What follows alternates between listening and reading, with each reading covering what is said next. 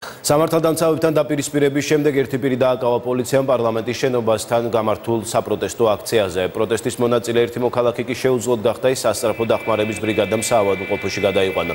პროტესტს ლეიბორისტული პარტიის ორგანიზებით კერძო ტაქსის მძღოლები მართავდნენ. ისინი დედაქალაქის მერიის მიერ დაწესებულ ახალ რეგულაციებს ეწინააღმდეგებოდნენ და მათ გაუქმებას მოითხოვდნენ. ტაქსის მძღოლები ამბობენ, რომ უმრავლესობას ავტომობილები ლიზინგით აქვს გამოყვანილი, მფლობელები კი მანქანის გადაღების უფლებას არ აძლევენ. აქციის მონაწილეებს პარლამენტის შენობასთან სოლიდარობა მალხაზ მაჩალიკაშვილმა გამოუცხადა. როგორც ლეიბორისტული პარტიის ლიდერები აცხადებენ, დღევანდელ აქციასთან დაკავშირებით მათ დედაქალაქის მერიას 3-დან 4 საათამდე რუსთაველის გამზირის გადაკვეთის მოთხოვნით ოფიციალურად მიმართეს.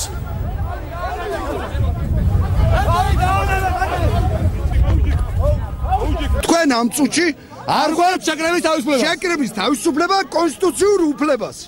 არა გაქვთ ამის უფლება. რანაირად გადავკრას ხომ? არც საშუალება მაქვს და არც არაფერი. რითი გავკრას?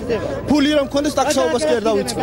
არაფერი არ არის ეგვაუჩერი. რასაც ვაუჩერს გაძლევენ ორი იმდენი უნდა დავამატო ზევიდან ფული. მანქანა ნორმალურად გავკრას ხო და არ რაში მაწყობს მაგ ვაუჩერი. აი აქ დაშალეს ხო? აქცია.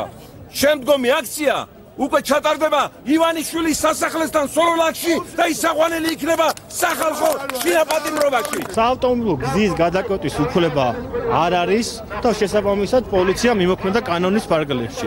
მათ აქვს მშვიდობიანად გამართონ აქცია პარლამენტის წინ, მაგრამ არ უნდა გადაიკეტოს საავტომობილო გზა. რეფორმა მნიშვნელოვანია, გადავადება საკმარისი დრო არის იმისთვის, რომ მათ შეძლონ ამის მოგვარება და მოწესრიგება. თუ ამაშიც არის ჩვენი დახმარება საჭირო და ჩართულობა, დედაქალაქის მერია მზად არის შეხვდეს კეთილსინდისიერ ტაქსის მძღოლებს და გავიაროთ ნებისმიერი პრობლემური საკითხი, რომელიც აწუხებს მათ.